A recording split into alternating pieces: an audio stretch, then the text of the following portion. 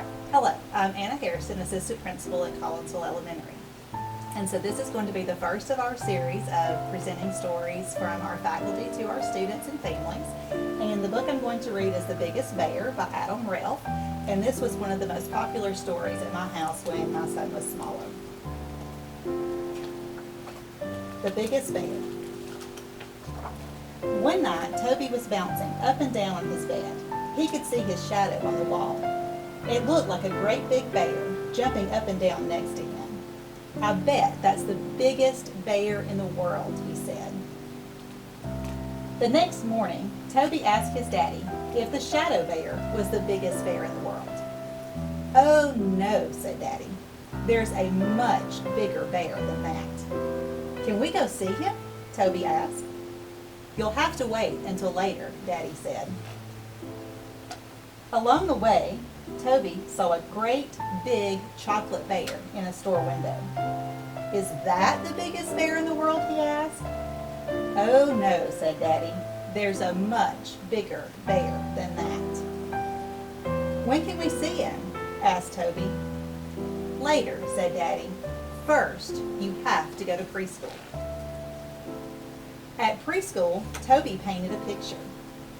He waited to paint a really big bear, but the paper was too small.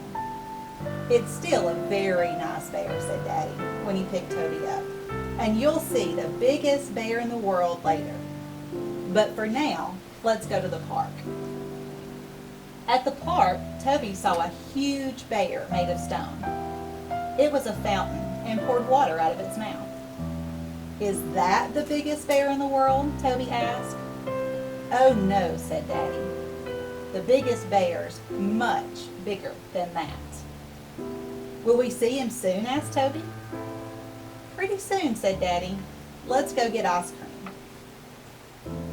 On the other side of the park, they found a carnival.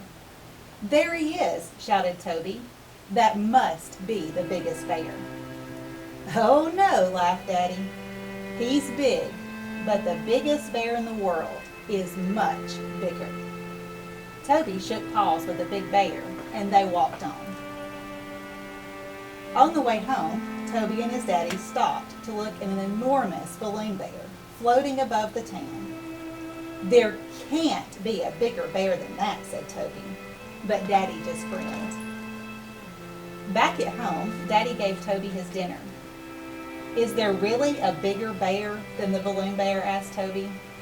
"Yes," said Daddy, "a much, much bigger one." "But where does he live if he's so big?" asked Toby. "I'll give you a clue," said Daddy. "He lives above our heads. Can you guess where?" "Is he in the attic?" asked Toby. "Is he on the roof?" But Daddy just shook his head. At last, it was bedtime, and Toby still hadn't guessed where the biggest bear lived. "I don't believe there is a biggest bear," he said sadly, and he trudged upstairs to bed. A moment later, Daddy came into Toby's room. "Don't be sad," he said, "Toby. You couldn't see the biggest bear during the day because he only comes out at night. Would you like to see him now?" "Is he scary?" asked Toby. "No," said Daddy. "He's not scary at all." Daddy led Toby downstairs and out into the garden.